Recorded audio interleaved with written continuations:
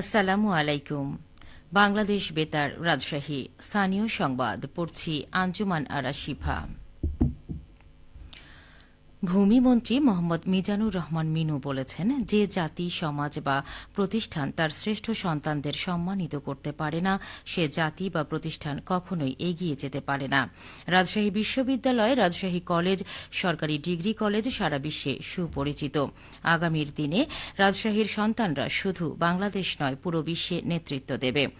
জেলা পরিষদের উদ্যোগে 2025-এর এসএসসি ও সমমান এবং এইচএসসি ও সমমান পরীক্ষায় উত্তীর্ণ মেধাবী শিক্ষার্থীদের মাঝে এককালীন শিক্ষাবৃত্তির চেক বিতরণ অনুষ্ঠানে প্রধান অতিথির বক্তব্যে তিনি এসব কথা বলেন।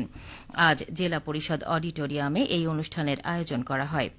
বর্তমান সরকারের শিক্ষার মান উন্নয়নের কর্মসূচি তুলে ধরে ভূমিমন্ত্রী বলেন, বর্তমান সরকার শিক্ষার মান উন্নয়নে কাজ করে চলেছে।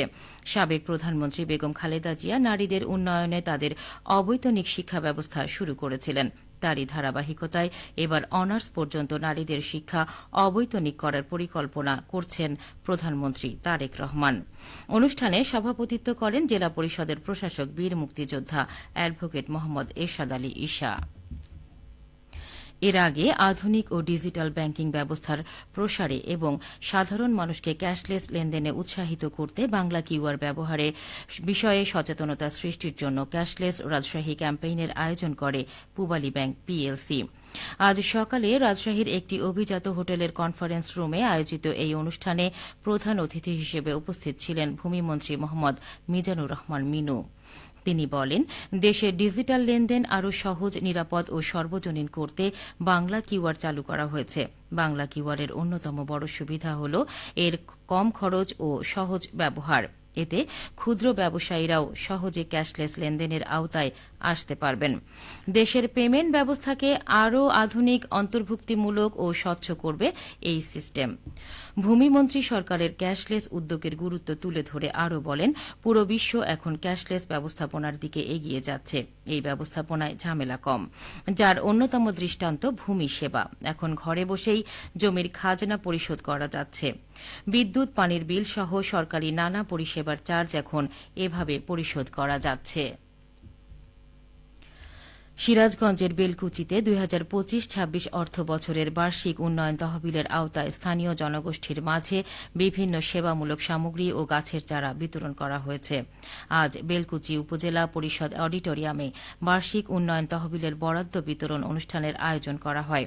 এতে উপজেলার বিভিন্ন ইউনিয়নের প্রান্তিক মানুষের জীবনযাত্রার মানোন্নয়ন এবং শিক্ষার্থীদের সহায়তায় নানা সামগ্রী বিতরণ করা হয়। অনুষ্ঠানে প্রধান অতিথি হিসেবে উপস্থিত থেকে সুবিধাভোগীদের হাতে এসব সামগ্রী তুলে দেন সিরাজগঞ্জ 5 আসনের সংসদ সদস্য মোহাম্মদ আমিরুল ইসলাম খান।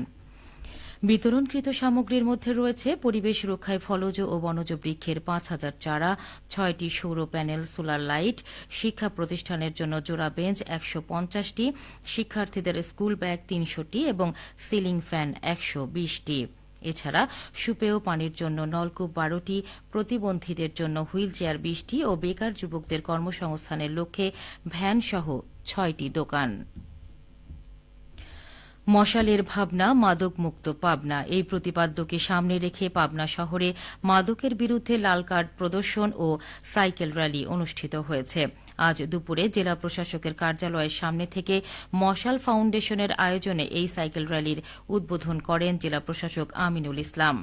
র্যালিটি জেলা প্রশাসকের কার্যালয়ের সামনে থেকে বের হয়ে শহরের প্রধান প্রধান সড়ক প্রদক্ষিণ করে সরকারি এডওয়ার্ড কলেজে এসে শেষ হয়। এ সময় মশাল ফাউন্ডেশনের প্রতিষ্ঠাতা আহমেদ মোস্তফা নোমানের নেতৃত্বে র্যালিতে অতিরিক্ত police super Rezinur Rahman, Pabna press ক্লাবের সভাপতি আখতারুজ্জামান সহ অন্যান্যরা উপস্থিত ছিলেন। নওগাঁয় প্রবল বৃষ্টিপাতের কারণে নদ নদীর পানি কিছুটা বৃদ্ধি পেয়েছে, তবে এখনও কোনো পয়েন্টেই বিপদসীমা অতিক্রম করেনি। নওগাঁ পানি উন্নয়ন বোর্ড জানিয়েছে, আজ সকাল 9টায় আত্রাই নদীর মহাদেবপুর পয়েন্টে বিপদসীমার 18.15 সেন্টিমিটার নিচ দিয়ে প্রবাহিত হচ্ছে। আত্রাই রেল সেতু পয়েন্টে 13.25 এবং জোত বাজার পয়েন্টে 15.3 সেন্টিমিটার নিচ দিয়ে পানি প্রবাহিত হচ্ছে। অন্যান্য যেমন ছোট যমুনা, পুনর্ভবা ও ফকিরিনী নদীর পানিও কিছুটা বৃদ্ধি পেয়েছে, তবে বিপদসীমা এখনও অতিক্রম করেনি। নওগাঁ পানি উন্নয়ন বোর্ডের নির্বাহী প্রকৌশলী আসিফ আহমেদ জানিয়েছেন, গত দিনের তুলনায় পানি বাড়লেও নদীগুলোর স্রোত রয়েছে এবং দ্রুতই ভাটিতে নেমে যাচ্ছে। তারপরও ঝুঁকিপূর্ণ বাঁধ এবং বন্যাপ্রবণ এলাকাসমূহে সার্বক্ষণিক নজরদারিতে রাখা হয়েছে। সবশেষে আবহাওয়া। আজ রাজশাহীতে সর্বোচ্চ তাপমাত্রা ছিল ৩১.৮ ডিগ্রি এবং সর্বনিম্ন ২৬ ডিগ্রি সেলসিয়াস। বিকেল ৩টেয় বাতাসে আপেক্ষিক আর্দ্রতার পরিমাণ ছিল ৮৬%। রাজশাহী ও পার্শ্ববর্তী এলাকায় আজ সূর্যাস্ত সন্ধে ৬টা ৫৭ মিনিটে। সংবাদ শেষ হল। আমাদের পরবর্তী স্থানীয় ইংরেজি সংবাদ সন্ধে ৬টা ৫ মিনিটে।